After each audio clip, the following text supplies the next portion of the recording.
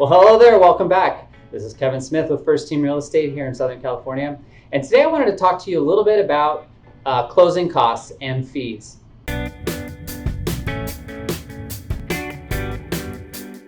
One of the biggest things right now is obviously finding the home that you need to buy. My buyers save the down payment, they come up with 3, 5, 10, 20%. And the next question they have is, what about all these fees I keep hearing about? Some of the fees are just part of doing business, but some of the fees you might be able to negotiate. Some of these fees include the title fees. So for California, we have title reps, and they will be doing a background to make sure that the property is clear of any other liens or things like that. So they're going to have their own fees.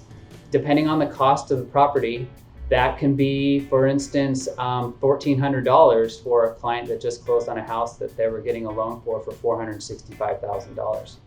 So those are the title fees. The second fees would become in the escrow. Now in California, we have escrow companies. In other states, they have lawyers and things like that. But here we have escrow companies. Those escrow companies will cover all of the documentation. They're the middle people between the buyers and the sellers, and they take all of the information and do what we ask them to do. Now these fees can be things such as notaries that are built into these transactions. So if you need to have your papers brought to you, like a notary would come to you, they would charge fees for that. So if you go to the office, maybe you could eliminate some of those types of fees. But traditionally, it's about, depending on the property value, could be up to 1%. So $465,000, you're looking at quite a bit of money there for the fees. Some things that just can't be ignored would be fees for having your home inspection. Now that's as a buyer, you're going to want to have this home inspected, but you don't have to. So that could be anywhere from $400 to $600, depending on if it's a condo versus a home.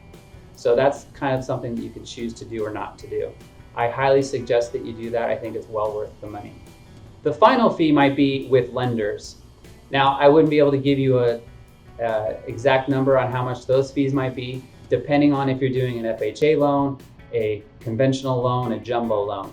So talk to your lender and let them know, that you'd like a little breakdown for the fees that they're going to be charging to borrow their money. All of these fees can, on the seller's side, can be given to you by your agent. If you ask the escrow company to give you an estimated net sheet, a lot of these can be broken down for you before you go into listing your home.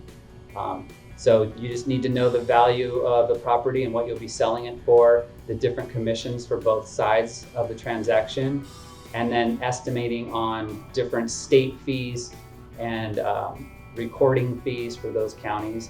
And then of course, HOA fees will also be in there if they have an HOA. And finally, those property taxes are part of that net sheet.